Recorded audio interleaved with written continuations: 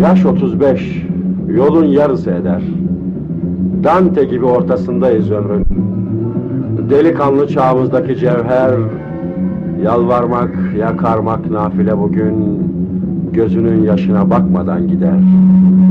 İri yapısı, pala bıyıkları ve sert mizacıyla güçlü ama yenilmeye mahkum her türlü talihsizliklerin başına geldiği kötü adamdır o. Ama onun yüzünü gördüğümüzde kötü olmadığını, yufka gibi bir kalbi olduğunu hemen anlarız. O hem tiyatronun hem de Yeşilçam'ın isimsiz emekçilerinden biridir. Yüzünü bilip adını bilmediğimiz oyunculardandır. Gardırop Fuat, Karbonat Erol, Karamürselli Deli Hamdi, Fatsalı Osman, Barut Osman, Kerpeten Hüsnü dersek çoğunuz tanır onu. Kerpeten Hüsnü haraç veriyor. Olacak şey mi bu? Ama oluyor işte. Ordunun arkasında ordu kadar adam var. Aracı vermesek gelip bizi haritadan silerler. Öyle bir oyuncudur ki oynadığı karakterler seyircinin aklına mıh gibi çakılır. Canlandırdığı karakterlerle unutulmazlar arasına giren Ünal Gürel'in hikayesi bu. Gel öpeyim. Aslanım benim. Sen mi kırdın şişeyi? Ne olmuş be? Üst tarafı şişe. Neyse parası öderiz. Oy eniştem benim. Babam kızı verecek. Hiç tasalanma sen. Çatırın eve. Çekil elinizi.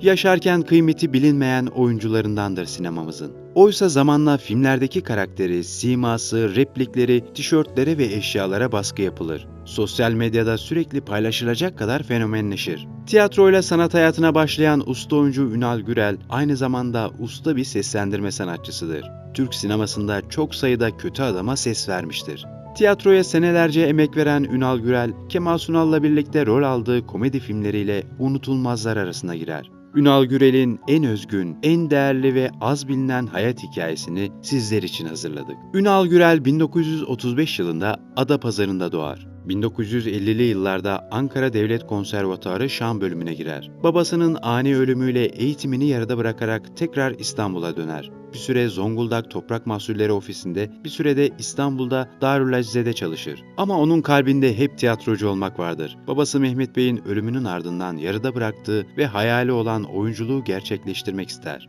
Hayallerine gidecek ilk adımı İstanbul şehir tiyatrolarına başvurarak yapar. 1960'ta şehir tiyatrosuna oyuncu olarak kabul edilir. Bu Ünal Gürel için tarif edilmez bir duygudur. Yüreğinde kuşlar uçmaktadır adeta. Bundan sonra sevdiği ve hayalini kurduğu işi yapma zamanıdır şimdi. Beyaz ekranlarda göreceğimiz bu iri cüsseli adamın ilk hikayesi böyle başlar. Demokrasi Gemisi, Atmasyonya Berberi, Romeo ve Juliet, Keşanlı Ali Destanı, Kral Lear, Tarla Kuşu, Otello, Fizikçiler, Anna Karenina gibi tiyatro oyunlarında oynar. Sahneye ilk adımını atarken ki ürkek, heyecanlı, çekingen tavrı bunca oyundan sonra deneyim kazanmış, işin inceliklerini öğrenmiş usta bir oyuncuya dönüşür. Ünal Gürel, diğer çoğu Yeşilçam oyuncuları gibi tiyatrodan sinemaya geçen oyunculardan biri olur. Sinemadaki ilk deneyimi 1962 yılında Dağlar Bulutlu Efem isimli filmle olur. Bu filmde küçük bir rolü vardır. Eşref Kolçak bu filmin başrol oyuncusudur. Seneler 1964 yılını gösterdiğinde ise toplam 4 filmde oynar. Bu filmlerde genellikle sert görünüşünden dolayı mafya adamını oynar. Ünal Gürel bu dönemde hem tiyatro, hem sinema, hem de seslendirme çalışmalarını bir arada yürütmektedir. Fakat sinemada istediği çıkışı bir türlü yakalayamaz. Oynadığı karakterlerin hiçbiriyle ön plana çıkamamıştır. Bu filmlerde genelde arka planda ve silik kalmıştır. Çok yönlü bir sanatçı olmasına rağmen onu bizlerle tanıştıran şüphesiz ki Kemal Sunal filmleri olur. İlk filmlerinde canlandırdığı arka plandaki salon erkeği tiplemesi onu izleyiciye kabul ettirememiştir. Sert surat yapısıyla birkaç filmden sonra kaybolmuş, sinemamızın yüzlerce karakter oyuncusundan biri olmasına ramak kala Hanzo filmiyle ilk dikkat çekici performansını sergiler. Yıllarca ormanda kalmış ve insanlığı unutmuş koca bir bebek olan Hanzo'yu yola getirmeye çalışan iki hasta bakıcısından biri olan hasta bakıcı Cemal, Hanzo'nun kendini savunmak için yaptığı sert hareketler sonucu verdiği tepkilerle izleyiciyi güldürmüş, dikkatleri üzerine toplamıştır. Hanzo filmindeki başarısından sonra ilk önemli rol teklifini alır. Gardırop Fuat. Onu unutulmaz kılan en önemli rollerden biridir. Amcasından miras kalan bakkal dükkanını almak için yola çıkan Şakir'in hikayesinin anlatıldığı filmde Kemal Sunal'ın canlandırdığı Sakar Şakir karakterinin yolu Gardırop Fuat'la otobüste kesişir ve talihsizlikler silsilesi başlar. İşte bu filmde Gürel'in canlandırdığı Fuat karakteri izleyenleri çok güldürür ve kendisinin yıllarca bu rolle hatırlanmasını sağlar. 1978 yılında yine bir Kemal Sunal filmi olan Avanakapti'de görürüz onu. Bu filmde Barut Osman karakteriyle karşımızdadır. Kemal Sunal'ın rol gereği Ünal Gürel'e yedirdiği kravat Ekrem Gökkaya tarafından pestilden yapılmıştır. Ünal Gürel, Kibar Feyzo filminde de köye teftişe gelen müdür beyi seslendirmektedir. Öküzü Hacı Yusuf elimden almıştır Maho. Neden aldı elinden?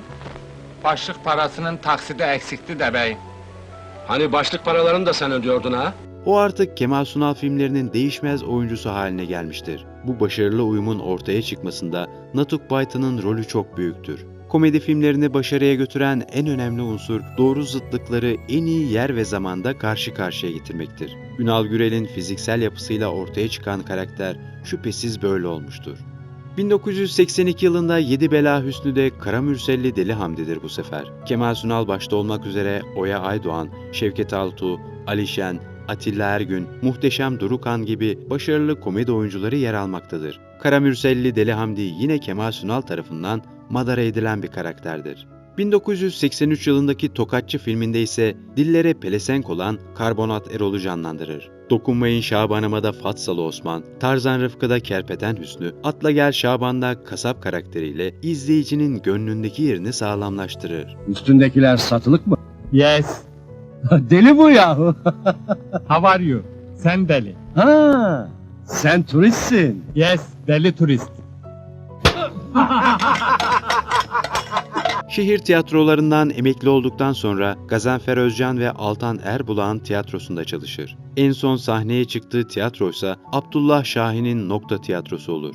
Sinema yaşantısının son günlerinde Mahallenin Muhtarları dizisindeki berber karakteriyle bir kez daha varlığını gösterir. Ünal Gürel'in oğlu Rüçhan Gürel 2014 yılında verdiği bir röportajda babasından bahseder. Devasa bir adamdı. Vikingli gibi. Hayrandım ona. Bize çok güzel şarkılar söylerdi. Disiplinli ama bir o kadar eğlenceliydi. Sinemada izlediğiniz tüm filmlerinde hep yanındaydım. Tokatçı'nın çekimlerinde, kravatını yediği sahnede, yine Ayşen Guruda'nın aynı filmde şarkı söylediği sahnede. Babam benim için bulunmaz bir okuldu.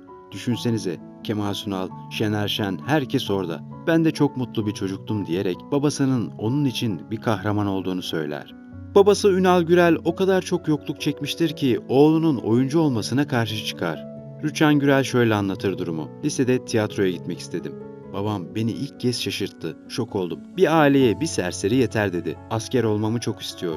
Bütün sınavlara götürüyordu. Ben de soruları yapmıyordum, böylece kazanamıyordum. Sonra tutturdu motor tamircisi ol diye. Bilmiyorum o dönem iyi mi kazanıyordu tamirciler. Asker olamayınca babamın ikinci tercihiyle Türkiye'de 43. olarak motor meslek lisesini kazandım. Daha sonra babasından gizli bir şekilde tiyatrocu olmayı başarır. Ama Gürel'in oğlunun oyuncu olmasına karşı çıkmasının altındaki sebep tamamen yokluk ve o dönem içinde bulunduğu maddi zorluklardı. O da birçok oyuncu gibi ne tiyatrodan ne de sinemadan para kazanmıştır. Ünal Gürel kalp hastalığı nedeniyle bir süre tedavi görür. 10 gün boyunca hastanede yatar. Ancak durumu gittikçe kötüleşir. 8 Nisan 2002 yılında kalp yetmezliği sonucu 67 yaşında hayata veda eder. Usta sanatçının cenazesi Feriköy mezarlığına defnedilir. Ondan geriye yüzümüzü güldüren karakterler, içimizi ısıtan replikler kaldı. O iri cüsseli adamın kocaman yüreğini her daim hatırlamaya devam edeceğiz. Bir videomuzun daha sonuna geldik. Diğer videolarımızdan haberdar olmak için kanalımıza abone olmayı ve bildirim zilini açmayı unutmayın. Sağlıkla kalın.